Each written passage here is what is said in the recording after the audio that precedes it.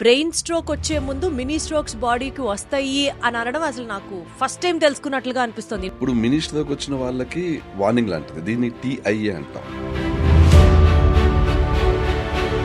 ఇప్పుడు మీరు చెప్పబోతున్నటువంటి healthy life style ని అడాప్ట్ చేసుకోవడం కానీ, బ్యాలెన్స్డ్ న్యూట్రిషన్ తీసుకోవడం వల్ల కానీ సిచ్యువేషన్ ని మనం రివర్స్ చేయగలమా? 100% పాసిబుల్ అండి.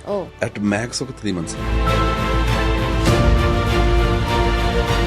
ఆనందంగా ఉండకుండా ఎంతకాలం బ్రతికినా ఏ లాభం అండి, ఈ స్టాటిన్స్ వాడుతూ సో బేసికల్ గా ఇప్పుడు మీరు చెప్పిన ఈ కొలెస్ట్రాల్ తో పాటు బాడీలో ఉన్న హెల్త్ కండిషన్ అన్నది అది ఓన్లీ బ్రెయిన్ స్ట్రోక్ కి మాత్రమే applicable or heart attack? Blood clot వల్ల కాదు, నరాలు చిట్లిపోవడం వల్ల వస్తుంది స్ట్రోక్. స్కూల్కి వెళ్లే పిల్లలకి కూడా మనం చూసేస్తున్నాము, అప్పటికే వాళ్ళకి పెద్ద పెద్ద గడ్డాలు రావడం, మీసాలు రావడం, ఇవన్నీ కూడా ఆ డైట్ చేంజెస్ వల్ల వచ్చినటువంటి హార్మోనల్ ఇంబ్యాలెన్స్ బాడీలో కనిపిస్తోంది అని మనం కంక్లూడ్ చేయొచ్చా? ఒకప్పుడు పెద్ద మనిషి అవడం అనేది 14 ఏళ్ళకి అలా అయ్యేదండి. ఇప్పుడు ఎవరన్నా 14 years అవుతుంటే ఆశ్చర్యపోతున్నారు. Actually even brain cells correct గా స్థాయి మెచ్యూరిటీతో ఎదగాలంటే అంత ఎదిగా అవ్వకూడదు. Diet can make you, diet can break you.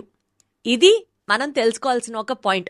Maybe ఈ ఇంటర్వ్యూస్ ని ఫాలో అయ్యే వాళ్ళందరికీ ఈ విషయం ఈ పాటికే అర్థమైపోయి ఉంటుంది. ఈ నేపథ్యంలో I would like to tell you all something. Brain strokes అనేది దేర్ ఇస్ నో డౌట్ చాలా డ్రెడ్ఫుల్. బ్రెయిన్ స్ట్రోక్స్ గురించి మనం అవేర్నెస్ తెచ్చుకుంటున్నాము, ఆ గోల్డెన్ పీరియడ్, గోల్డెన్ మినిట్స్ అని ఏదైతే అనుకుంటున్నామో దాని గురించి అవగాహన తెచ్చుకుంటున్నాం. బ్రెయిన్ స్ట్రోక్ ని నివారించాలంటే ఏం చేయాలి అని ఒక అవగాహన తెచ్చుకుంటున్నాం. ఇక్కడ దాకా కథ బానే ఉన్నా, బ్రెయిన్ స్ట్రోక్ వచ్చే ముందు మినీ స్ట్రోక్స్ వస్తే అవి కూడా పెద్ద ప్రమాదానికి ఒక ముందుగా వార్నింగ్ సిగ్నల్సే అన్నది చాలా మంది గుర్తించట్లేదు. ఇన్ఫ్యాక్ట్ ఈ విషయం తెలుసుకున్నప్పుడు నాకు కూడా కొత్తగానే అనిపించింది. ఏంటి, బ్రెయిన్ స్ట్రోక్ వచ్చే ముందు మినీ స్ట్రోక్స్ కూడా వస్తాయా? This is how body alerts us. Yes, absolutely. ఈ టాపిక్ ని బేస్ చేసుకుంటూ ఇంకా డీప్ గా డైవ్ అవుదాం. బ్రెయిన్ స్ట్రోక్స్ రిలేటెడ్ అండ్ అలాగే ఇందాక నేను చెప్పినట్లుగా మినీ స్ట్రోక్స్ రిలేటెడ్, అసలు ఎందుకు వస్తాయి అన్న అంశం గురించి మాట్లాడితే వైటల్ ఆర్గన్స్ ఏమేమి ఇన్వాల్వ్ అయి ఉంటాయి, వీటన్నిటికి సంబంధించి న్యూట్రిషన్ ద్వారా ఎలా సెట్ చేయొచ్చు అనే అంశం దాకా తెలుసుకునే ప్రయత్నం చేద్దాం. అండ్ మీ అందరికీ సుపరిచితులు, ఈ సబ్జెక్ట్ గురించి మాట్లాడడానికి we have with us clinical nutritionist and also wellness expert Ravi Veede గారు ఉన్నారు మనతో. రవి గారు నమస్తే. నమస్తే అండి. రవి గారు, ఎపిసోడ్ కి అసలు మీ గ్లామర్ సీక్రెట్ ఏంటో పెరిగిపోతుంది. నాకు తెలిసి ఒక next episode probably only anti ageing మీద అండ్ మీ గ్లామర్ సీక్రెట్ మీద చేద్దాం. డెఫినెట్లీ అండి. యాక్చువల్గా ఈ మధ్య కొంచెం మీడియాలో కనిపిస్తున్నాను కదా, కొంచెం బాగా అవుతామని నేను కూడా యాంటీ ఏజింగ్ అవుతున్నాను. So definitely next episode complete anti ageing మీద చేద్దాం. పర్ఫెక్ట్. అండ్ ఈ ఎపిసోడ్ గురించి యాజ్ నేను ఇంట్రడక్షన్ లో చెప్పినట్లుగా మనం కాన్వర్సేషన్ స్టార్ట్ చేయక ముందర రవి గారు, బ్రెయిన్ స్ట్రోక్ వచ్చే ముందు మినీ స్ట్రోక్స్ బాడీకి వస్తాయి అని అనడం అసలు నాకు ఫస్ట్ టైం తెలుసుకున్నట్లుగా అనిపిస్తుంది. ఇన్ఫాక్ట్ మీతో ఇంటర్వ్యూ చేసిన ప్రతిసారి కొత్త విషయాలు తెలుసుకుంటూనే ఉంటాను నేను, నాతో పాటు మా ఆడియన్స్. బహుశా నిజమేనా? ఒకసారి మళ్ళీ చెప్పండి, నాకు అది కొత్తగా ఉంది కాబట్టి అన్నిసార్లు అడుగుతున్నాను మిమ్మల్ని. మినీ స్ట్రోక్స్ వస్తాయా? మినీ స్ట్రోక్స్ బ్రెయిన్ స్ట్రోక్ ముందు వస్తాయి అని కాకుండా, మినీ స్ట్రోక్ అనేది ఒక కేటగిరీ, ఓకే, పూర్తి స్థాయిలో స్ట్రోక్ అనేది ఒక కేటగిరీ. ఇప్పుడు మినీ స్ట్రోక్ వచ్చిన వాళ్ళకి అది చెప్పాలంటే ఒక వార్నింగ్ లాంటిది, దీన్ని TIA అంటాం, ట్రాన్సియంట్ ఇస్కెమిక్ అటాక్ అని. ఇది కూడా బ్రెయిన్ స్ట్రోక్ ఏమాత్రం డిఫరెంట్ కాదు. సేమ్ బ్రెయిన్ స్ట్రోక్ ఎలా వస్తుందో ఇది కూడా అలాగే వస్తుంది. డిఫరెన్స్ ఏంటంటే సివియారిటీ. దీని TIA ఏదైతే మినీ స్ట్రోక్ అంటామో, మినీ స్ట్రోక్ వచ్చిన వాళ్ళు రికవర్ అయ్యే ఛాన్సెస్ చాలా ఎక్కువ ఉంటాయి. వాళ్ళకి ఇమీడియట్లీ ట్రీట్మెంట్ ఇవ్వాలి. ఇది కంప్లీట్లీ ఇదేమి న్యూట్రిషన్ ట్రీట్మెంట్ కాదు, ఇదేమి ఏదో డిఫరెంట్ ట్రీట్మెంట్ కాదు, ఇది కంప్లీట్లీ మెడికల్ ట్రీట్మెంటే. ఇమీడియట్లీ ఏదైతే బ్లడ్ క్లాట్ వల్ల వస్తుందో స్ట్రోక్, దాన్ని బ్లడ్ క్లాట్స్ ని కరిగించి మెడికేషన్ ఇవ్వడం ద్వారా విత్ ఇన్ 1-2 days లో ఆ వ్యక్తిని రికవర్ చేస్తారు. బట్ ఇదేంటి, విత్ ఇన్ 1-2 days లో ఆ వ్యక్తి రికవర్ అయిపోయి ఆ తర్వాత ఇంటికి వెళ్ళిపోయి మామూలుగా రెగ్యులర్ లైఫ్ స్టైల్ ఫాలో అయిపోతే ఇదే వ్యక్తికి తర్వాత చాలా సీరియస్ గా స్ట్రోక్ వచ్చే ఛాన్స్ ఉంటుంది. అంటే నెక్స్ట్ టైమ్లీ ట్రీట్మెంట్ తీసుకోకపోతే, టైమ్లీ అంటే లైఫ్ స్టైల్ చేంజెస్ చేయకపోతే, అంటే ఇప్పుడు ఇది ఎందుకు వస్తుంది TIA అనేది, బ్లడ్ క్లాట్ మన బ్రెయిన్ లో ఆర్టరీస్ లో బ్లడ్ క్లాట్ అవడం వల్ల. ఇప్పుడు మన బ్రెయిన్ లో బ్లడ్ సర్క్యులేషన్ అవుతూనే ఉంటుంది, రెగ్యులర్ గా అవుతూ ఉంటుంది. బ్లడ్ సర్క్యులేషన్ బాగున్నప్పుడే బ్రెయిన్ యాక్టివ్గా ఉంటుంది. క్లాట్ అనేది ఫామ్ అయితే ఆ క్లాట్ ఎక్కడి నుంచన్నా వెళ్ళొచ్చు బ్రెయిన్ లోపలికి. ఇక్కడ మన వేరే ప్లేస్లో ఆ క్లాట్ క్రియేట్ అయ్యి అక్కడికి వెళ్ళొచ్చు. వెళ్ళినప్పుడు ఆ క్లాట్ అనేది బ్లడ్ సర్క్యులేషన్ ఆపడం వల్ల అది ఏ పార్ట్ ఆఫ్ ద బ్రెయిన్కి బ్లడ్ సర్క్యులేషన్ ఆపింది, రైట్ సైడ్ ఆపిందా, లెఫ్ట్ సైడ్ మనకి ఎఫెక్ట్ చూపిస్తుంది, లెఫ్ట్ సైడ్ ఆపిందా, రైట్ సైడ్ ఎఫెక్ట్ చూపిస్తుంది. మనకి మీకు తెలిసే ఉంటుంది, left brain right part of the బాడీని కంట్రోల్ చేస్తుంది, అలాగే రైట్ బ్రెయిన్ లెఫ్ట్ పార్ట్ని. సో ఎక్కడ అది క్లాట్ ఫామ్ అవుతుందో అక్కడ అది లెఫ్ట్ అవతల పార్ట్ని అది బ్లాక్ చేస్తుంది. ఇది చిన్న క్లాట్.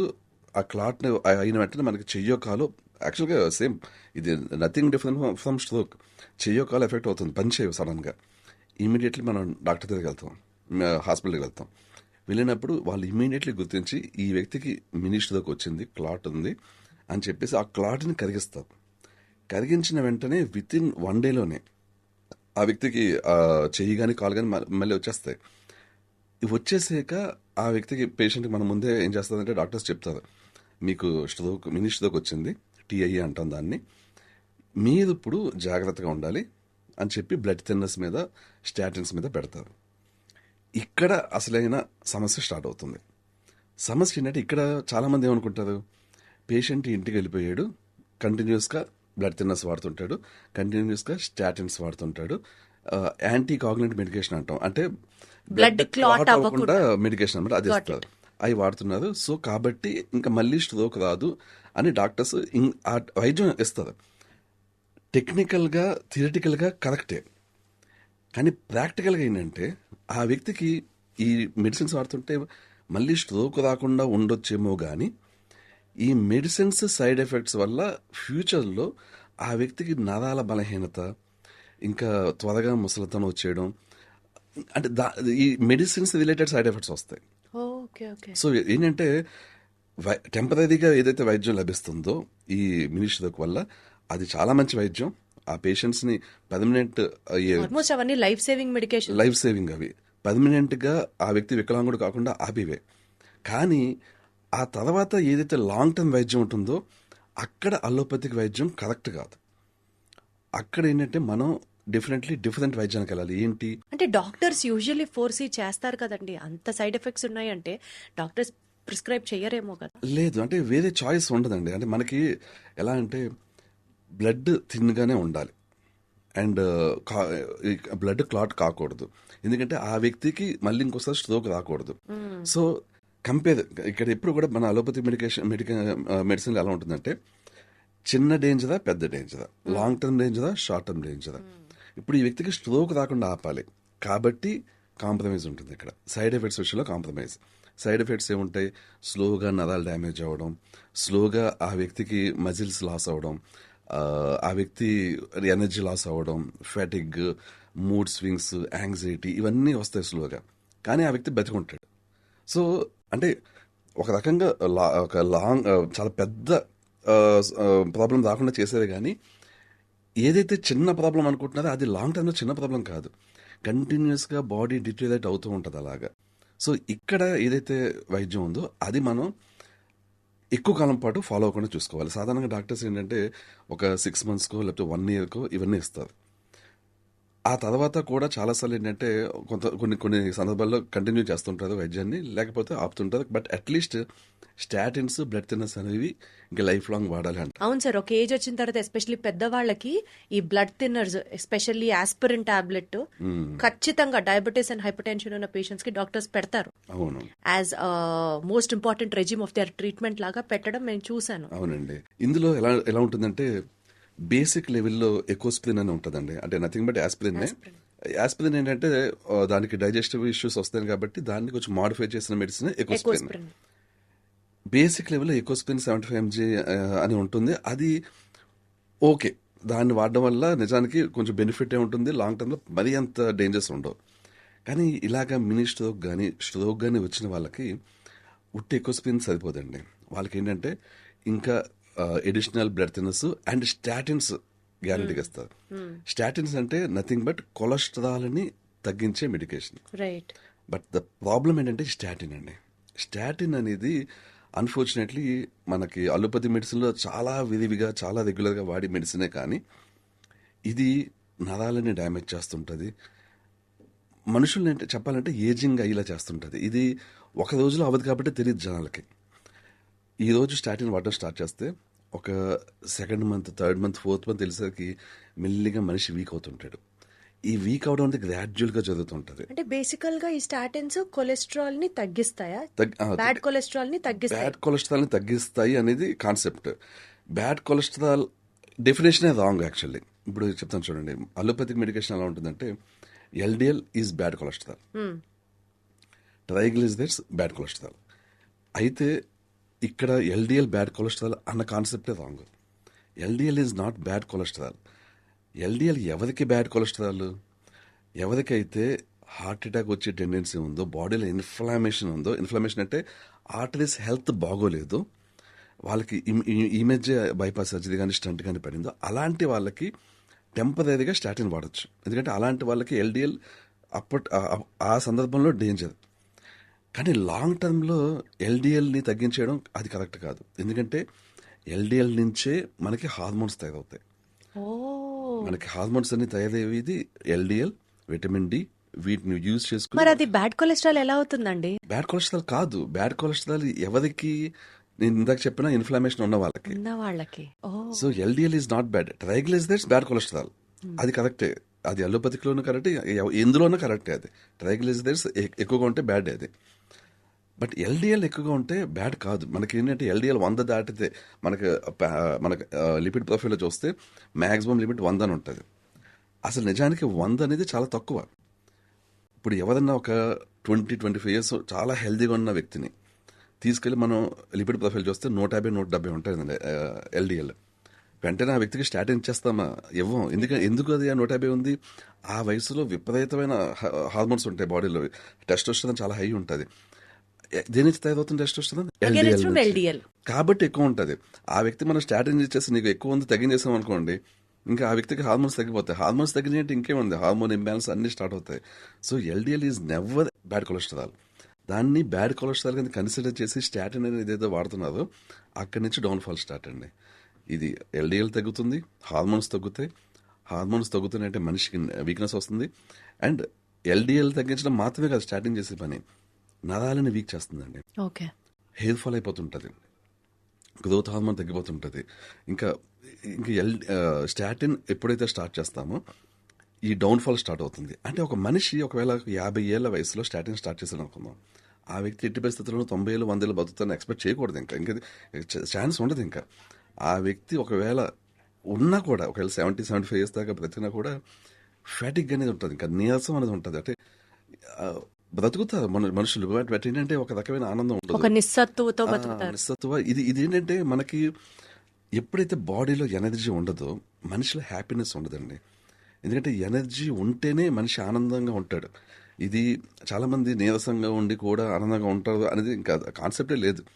మన బ్రెయిన్ ఎప్పుడే హ్యాపీగా ఉంటుందంటే బ్రెయిన్ సెల్స్లో ఎనర్జీ ఉండాలి, దానికి అన్ని రకాల హార్మోన్స్ అందాలి దానికి. లేదు అంటే ఇంకా నోవే అండి, ఇంకా అసలు మనిషి ఆనందంగా ఉండలేడు. ఆనందంగా ఉండకుండా ఎంతకాలం బ్రతికినా ఏ లాభం అండి, ఈ స్టాటిన్స్ వాడుతూ. సో అదే అండి యాక్చువల్లీ చాలా మందిలో జరిగేది ఏంటంటే ఇదే.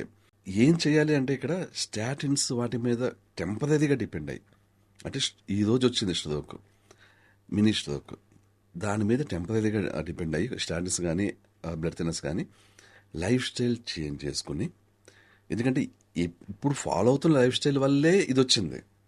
ఇప్పుడు బెటర్ ఎలా చేస్తామంటే మనం ఏం తింటున్నాం. అసలు ఫస్ట్ పాయింట్ సార్, మనం ఎలా బెటర్ చేస్తామో దాని గురించి మాట్లాడే ముందు, స్టాటిన్స్ మీద బ్లడ్ థిన్నర్స్ మీద ఉన్న వ్యక్తులు డెస్పైట్ ఆఫ్ వాటికి అన్ని కాంప్లికేషన్స్ ఉంటాయని తెలిసి కూడా స్టాటిన్స్ థిన్నర్స్ డాక్టర్స్ పెట్టారంటే, ఇప్పుడు మీరు చెప్పబోతున్నటువంటి హెల్తీ లైఫ్ స్టైల్ని అడాప్ట్ చేసుకోవడం కానీ, బ్యాలెన్స్డ్ న్యూట్రిషన్ తీసుకోవడం వల్ల కానీ సిచ్యువేషన్ని మనం రివర్స్ చేయగలమా?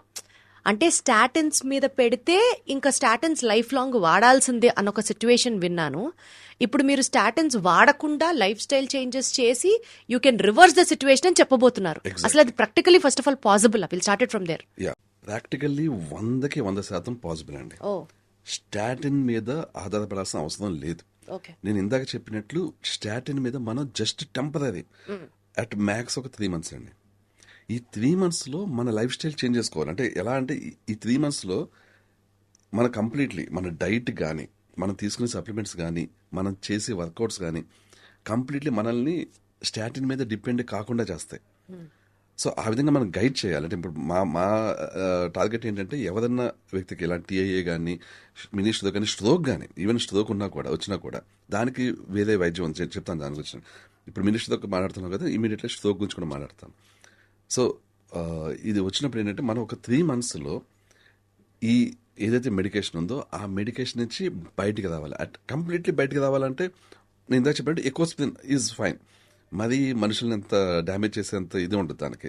మన ఎకోస్ప్రిన్ వాడుతూ కూడా మనం పూర్తి స్థాయి హెల్తీగా ఉండొచ్చు. యాక్చువల్లీ లాంగ్ టర్మ్ ఎఫెక్ట్స్ ఉంటాయంటే లాంగ్ టర్మ్లో ఎఫెక్ట్స్ లేకుండా అదే మేబీ ఎకోస్ప్రిన్ ఒక 6 months 1 year పాటు వాడే అనుకుందాం. ఆ తర్వాత ఆపేయగలిగే స్టేజ్లో ఉండాలి మనం. సో మిగిలినవి ఉంటాయి కొన్ని, అంటే కొన్ని క్లోపిడోగ్రిల్ అని ఇలా యాంటీకాగులెంట్ మెడికేషన్ ఉంటాయి, అవి ఎక్కువగా ఇస్తుంటుంది అనమాట. ప్రతి దానికి సైడ్ ఎఫెక్ట్స్ ఉంటాయండి. ప్రతి దానికి ఏ సైడ్ ఎఫెక్ట్స్ లేని అసలు ఉండవండి యాక్చువల్లీ. సో ఇప్పుడు ఎలా బయటకు రావాలి అంటే, ఎలా స్టాటిన్ నుంచి బయటకు రావాలంటే ఫస్ట్ మనం మన డైట్ చూసుకోవాలండి. మనం ఏ డైట్ ఫాలో అవుతున్నాం.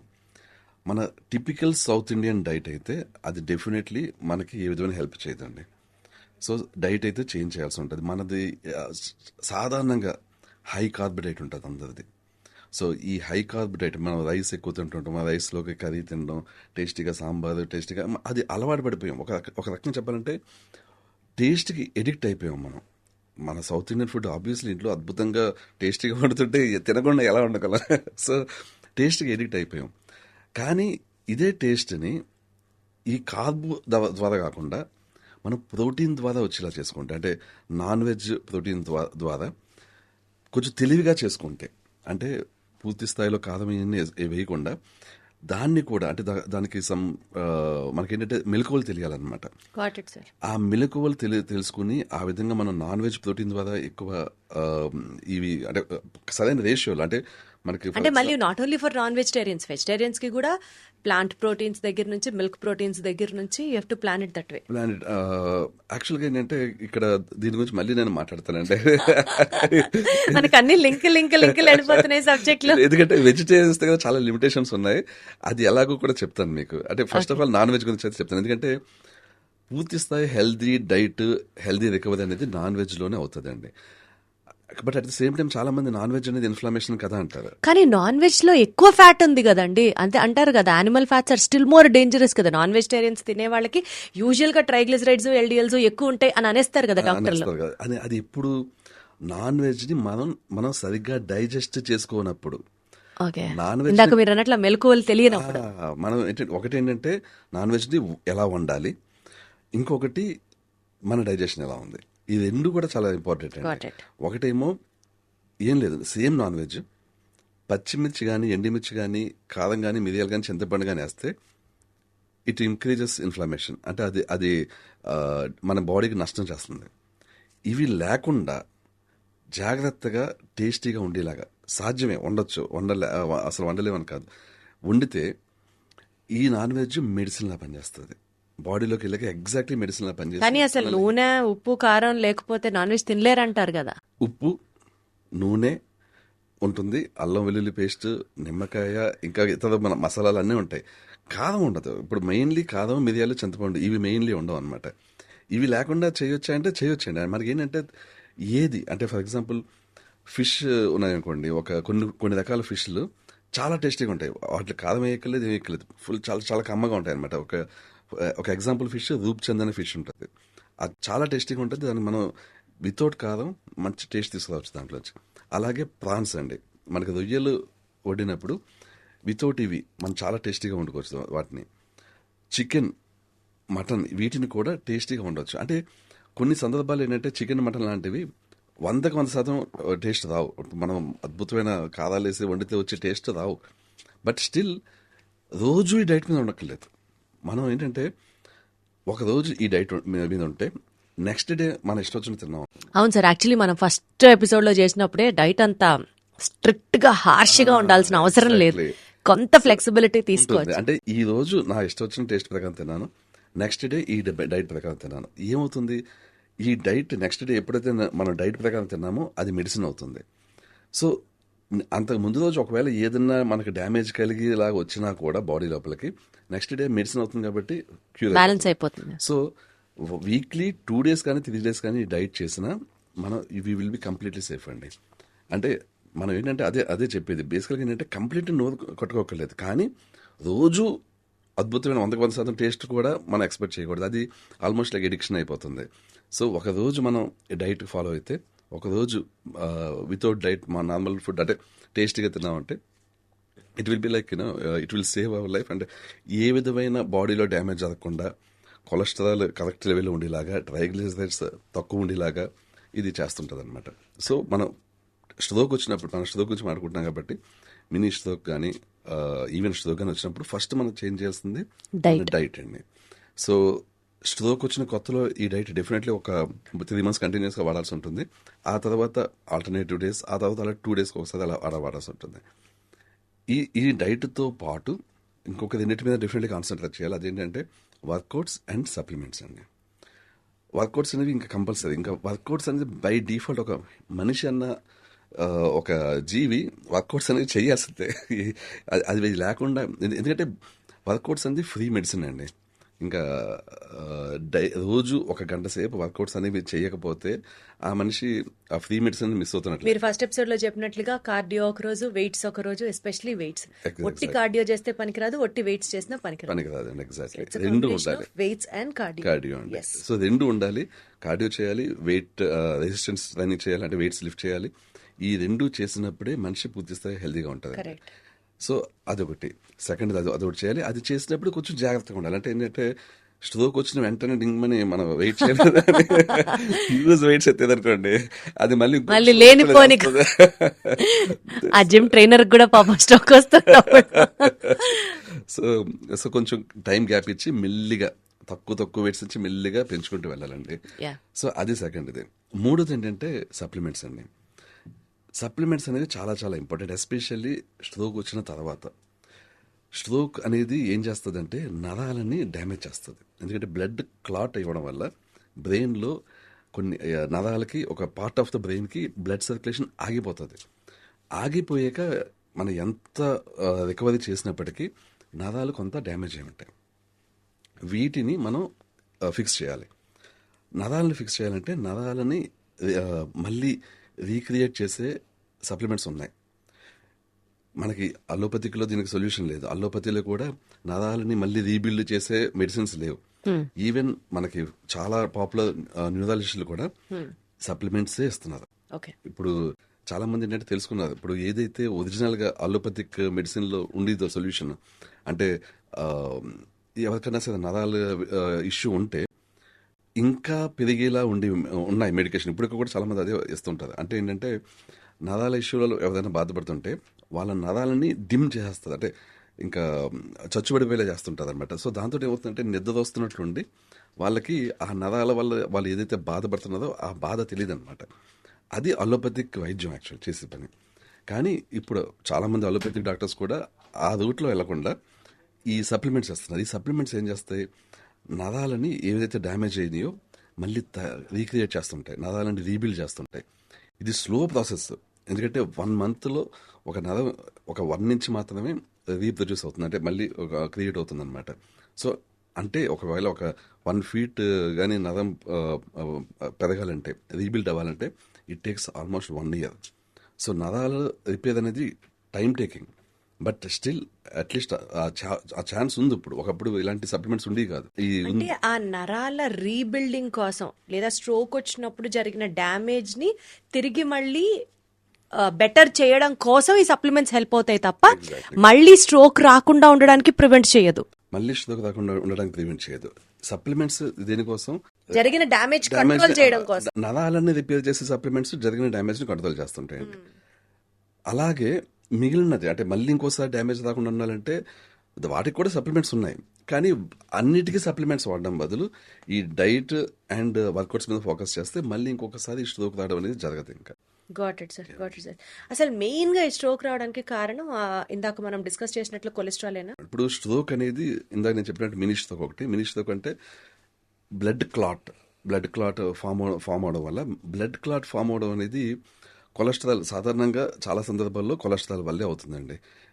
ట్రైగ్లిజరైడ్స్ ఎక్కువ ఉన్నా, లేకపోతే కొలెస్ట్రాల్ ఒక్కటే బ్లేమ్ చేయకూడదు. ఇన్ఫ్లామేషన్ అంటాం. ఇన్ఫ్లామేషన్ అంటే ఏంటంటే, ఫర్ ఎగ్జాంపుల్ ఆ వ్యక్తికి డయాబెటీస్ ఉందనుకుందాం. డయాబెటీస్ ఉంటే ఏమవుతుందంటే ఆర్టరీస్ అంత హెల్దీగా ఉండవు. హై అమౌంట్స్ ఆఫ్ షుగర్ ఉంటే ఆర్టరీస్ అంత హెల్దీగా ఉండవు. ఇన్ఫ్లామేషన్ ఉంటుంది. అప్పుడు ఇన్ఫ్లమేషన్ అంటే వాపు లాంటిది, ఆర్టరీస్ లోపల వాపు లాంటిది ఉంటుంది. అప్పుడు బ్లడ్ సర్క్యులేట్ అవుతున్నప్పుడు ఏదో ఒక టైంలో మనకి ప్లేక్ ఫామ్ అవుతూ, ఆ ప్లేక్ కట్ అయ్యి మనకి బ్లడ్ క్లాట్ అయ్యి, అలాగా ఆ క్లాట్ ఇక్కడికి పాస్ అయ్యి మనకి దానివల్ల స్ట్రోక్ రావచ్చు అండి. అంటే cholesterol is the main culprit. Cholesterol is అంటే తోడుదాం అనుకోండి. కొలెస్ట్రాల్ ఒక ఇదైతే బాడీలో డయాబెటీస్ కానీ, హై బీపీ కానీ, సో స్ట్రెస్ కానీ, యాంగ్జైటీ కానీ, ఇలాగా ఏదో ఒక ఇంకోటి కూడా తోడే ఉంటుంది. ఓన్లీ కొలెస్ట్రాల్ అవ్వదు సాధారణంగా. ఎందుకంటే కొంతమంది కొలెస్ట్రాల్ చాలా ఎక్కువ ఉండి స్ట్రోక్ రాకుండా చాలా కాలం పట్టు ఉంటుంటుంది. అర్థమైంది సార్, అర్థమైంది. సో బేసికల్ గా ఇప్పుడు మీరు చెప్పిన ఈ కొలెస్ట్రాల్ తో పాటు బాడీలో ఉన్న హెల్త్ కండిషన్ అన్నది అది ఓన్లీ బ్రెయిన్ స్ట్రోక్ కి మాత్రమే అప్లికబుల్ ఆర్ హార్ట్ అటాక్ అంటే హార్ట్ స్ట్రోక్ ఇట్లా ఎట్లయినా మేనిఫెస్ట్ చేయొచ్చా? ఇప్పుడు చెప్తాను చూడండి, మొత్తం అన్నిటికీ heart attack, even brain stroke లో కూడా 2 రకాలు ఉంటుందండి. ఒకటి హెమరాజిక్ స్ట్రోక్ అంటాం. అంటే ఏంటంటే బ్లడ్ క్లాట్ వల్ల కాదు, నరాలు చిట్లిపోవడం వల్ల వస్తుంది స్ట్రోక్. అది దాన్ని ఫిక్స్ చేయలేమండి చాలా సందర్భాల్లో. అది ఎందుకంటే చిట్లిపోయినాయి, నరాలు బాగా దెబ్బతిన్నాయి అనమాట. అది ఫిక్స్ అవ్వాలంటే మనం చాలా కాలం పాటు నరాలను రీబిల్డ్ చేసే సప్లిమెంట్స్ వాడాలి. ఇది కాకుండా ఈ హెమరాజిక్ స్ట్రోక్ అనేది కాకుండా, హెమరాజిక్ స్ట్రోక్ అంటే 10 మినిట్ స్ట్రోక్ అనే లెక్క. అంటే వాళ్ళకి ఒకసారి చెయ్యి కాలు పడ్డాయంటే సాధారణంగా రికవర్ అవ్వదు. నేను చెప్పిన మినీ స్ట్రోక్ ఏదైతే టీఐఏ ఉందో అది కానీ సేమ్ బ్లడ్ క్లాట్ వల్లే కొంచెం పెద్ద సైజు స్ట్రోక్ వస్తుంది. అది కానీ ఇవి ఏంటంటే కొంచెం రికవరీ కొంచెం ఈజీగా పాసిబుల్ అనమాట, సరైన టైంలో వైద్యం లభిస్తే. హెమరాజిక్ స్ట్రోక్ నరాలు చిట్లిపోయి దెబ్బతిన్నాయి కాబట్టి చాలా సందర్భాల్లో సరైన టైంలో వెళ్ళినా కూడా అంత రికవరీ రాదు. యాక్చువల్లీ దానికి కూడా మనకి సప్లిమెంట్స్ ఉంటాయండి. సప్లిమెంట్స్ ఉంటాయి కానీ 100% రికవరీ మనం చేయలేము. ఎందుకంటే బ్రెయిన్ డ్యామేజ్ అయింది. సో ఒక part of the brain damage అయినప్పుడు ఎంత డ్యామేజ్ అయింది అనే దాన్ని బట్టి ఉంటుందండి. ఇప్పుడు ఎలా రికవరీ ఉండొచ్చు అంటే, ఆ part of the brain is damaged, you can't reverse that. కానీ పేషెంట్ ప్రయత్నిస్తే మనం ఇలాంటి సప్లిమెంట్స్ ఇచ్చినప్పుడు వేరే పార్ట్ ఆఫ్ ద బ్రెయిన్ ఈ సేమ్ ఏవైతే చెయ్యి కాళ్ళు పడిపోయినాయో వాటిని కంట్రోల్ చేయడం స్టార్ట్ చేస్తుంది. దానికి పేషెంట్ సహకారం ఉండాలి. పేషెంట్కి ఏవైతే ఇష్యూస్ ఉన్నాయో అవన్నీ ఫిక్స్ అవ్వాలి. అంటే డయాబెటీస్ ఉంటే కంట్రోల్లో ఉండాలి, బీపీ ఉంటే కంట్రోల్లో ఉండాలి, స్ట్రెస్ ఉంటే తగ్గించుకోవాలి. అన్నీ చేసుకుని అన్ని ప్రయత్నించాలి. మళ్ళీ ఇప్పుడు కాలు పడిపోయింది, ఏ రోజు ఆ రోజు ఆ కాలు కదపడానికి ట్రై చేస్తుంటే బ్రెయిన్ కొత్త సెల్స్ని క్రియేట్ చేస్తుంది. అండ్ ఇంకొకటి, ఇలాంటి టైంలో కూడా కొన్ని ఎక్స్పెరిమెంటల్ వైద్యం చేయాల్సి ఉంటుంది. For example growth hormone. సాధారణంగా స్ట్రోక్ వచ్చినప్పుడు ఏమవుతుందంటే పిట్యూటరీ మన గ్లాండ్ ఏదైతే ఉంటుందో అది గ్రోత్ హార్మోన్ని, టెస్టోస్టెరాన్ని ప్రొడ్యూస్ చేయడం తగ్గించేస్తుంది. ఎందుకంటే దానికి బ్లడ్ సర్క్యులేషన్ సరిగా అవ్వదు.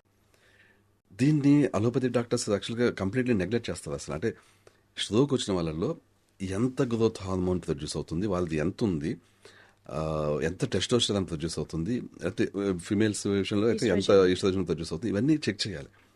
చెక్ చేసి అవి సరిగ్గా ప్రొడ్యూస్ అవ్వట్లేదంటే బయట నుంచి ఆ హార్మోన్స్ని ఇవ్వాలి. ఎందుకంటే అవి ఇచ్చినప్పుడే ఆ వ్యక్తికి కొత్త బ్రెయిన్ సెల్స్ మళ్ళీ ప్రొడ్యూస్ అవుతాయి. ఎందుకంటే గ్రోత్ హార్మోన్ ఇప్పుడు పిట్యూటరీ గ్లాండ్కి బ్లడ్ సర్క్యులేషన్ సరిగా అవ్వట్లేదు, గ్రోత్ హార్మోన్ ప్రొడ్యూస్ అవ్వట్లేదు, ఆ వ్యక్తి ఇంకా రికవర్ కాలేడు, ఇంకా లైఫ్లో రికవర్ కాలేడు అనమాట. ఎందుకంటే కొత్త బ్రెయిన్ సెల్స్ క్రియేట్ అవ్వాలంటే గ్రోత్ హార్మోన్ కావాలి. గ్రోత్ హార్మోన్ ఇవ్వట్లేదు. ఇక్కడ అసలు దాన్ని ఆ ఆస్పెక్ట్లోకి వెళ్ళట్లేదు. అసలు అది పట్టించుకోదు ఎవరు కూడా. కనీసం ఆ బ్లడ్ టెస్ట్ కూడా చేయదు.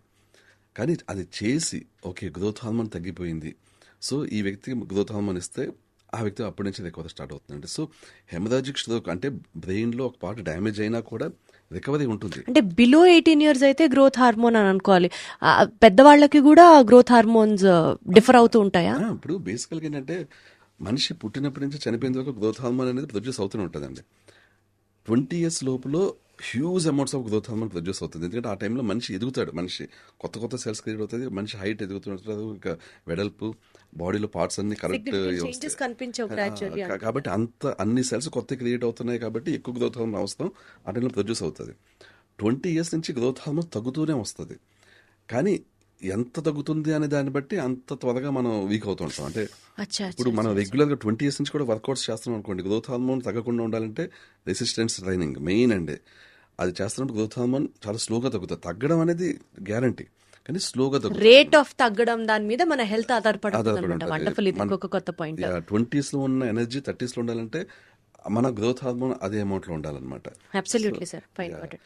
సార్ ఇప్పుడు ఈ డైట్ తో స్ట్రోక్ రిలేటెడ్ హెల్త్ ని ఎలా అయితే, అంటే మీరు చెప్పినట్లు బ్రెయిన్ కానీ హార్ట్ కానీ ఎట్లా అయితే మనము ఆ డ్యామేజ్ కంట్రోల్ ని చేయగలము, other organs like for example liver damage జరిగిన, కిడ్నీ డ్యామేజ్ జరిగిన ఈ డైట్ తో రెక్టిఫై చేయొచ్చా? డెఫినెట్లీ అండి. ఇప్పుడు బేసికల్గా ఏంటంటే సేమ్ డైట్ ఉండదు. మనకేంటంటే కిడ్నీకి స్పెసిఫిక్ డైట్ ఉంటుంది, లివర్కి స్పెసిఫిక్ డైట్ ఉంటుంది, ఆటోఇమ్యూన్కి స్పెసిఫిక్ డైట్ ఉంటుంది. అంటే ఎలా అంటే కిడ్నీ హెల్తీగా ఉండాలంటే దానికి కావాల్సిన న్యూట్రిషన్ సపరేట్గా ఉంటుంది.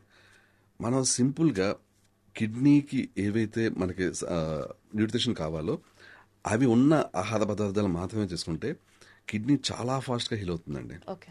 మనకి ఈజీఎఫ్ఆర్ అంటాం. అంటే ఈజీఎఫ్ఆర్ అంటే కిడ్నీస్ ఎంత పర్సెంటేజ్ పనిచేస్తున్నాయి అనేది చెప్పేది అనమాట. ఈ ఈజీఎఫ్ఆర్ అనేది మనకి 20% ఉందనుకోండి, దాని మీనింగ్ కిడ్నీస్ 20% పనిచేస్తున్నాయి. ఒకవేళ 80% వచ్చిందనుకోండి, దాని మీనింగ్ 80% పనిచేస్తున్నాయి. సాధారణంగా అందరికీ కూడా 100 దాటి ఉండాలి హెల్తీగా ఉండాలి అంటే. అంటే 100 దాటి ఉన్నాయంటే కిడ్నీస్ 100% పనిచేస్తున్నట్లు. కానీ కిడ్నీస్ ఇష్యూ ఉన్న వాళ్ళకి ఈజీఎఫ్ఆర్ అనేది అలా తగ్గుతూ ఉంటుంది అనమాట. తగ్గిపోతుంది, 50, 30, 20 అలా తగ్గిపోతూ ఉంటుంది. ఈ డైట్ చేసినప్పుడు, అంటే మా దగ్గర కిడ్నీకి సంబంధించిన స్పెసిఫిక్ డైట్ ఉంది. ఈ డైట్ చేసినప్పుడు ఏమవుతుందంటే 20 ఉందనుకోండి, అంటే 20% పనిచేస్తుంది అనుకోండి, ఆ 20ని మేము 45-50 దాకా తీసుకెళ్తాము. తీసుకెళ్ళి అక్కడే ఉంటుంది. అంటే 100% ఫిక్స్ అయిపోదు, కానీ 45-50 ఏదైతే ఉందో ఆ నెంబర్ దగ్గర స్టిక్ అయ్యి తగ్గదు. సో అందువల్ల ఏంటంటే ఆ వ్యక్తి ఇంకా డయాలసిస్ మీదకి వెళ్ళడు. ఇంకా డయాలసిస్ మీదకి ఎప్పుడు వెళ్తారు? ఇది 10 లోపలికి వచ్చేస్తాయి, సింగిల్ డిజిట్. ఇలాంటి కేసెస్ ని కూడా మీ వెల్నెస్ సెంటర్ లో డీల్ చేసిన సందర్భాలు ఉన్నాయండి?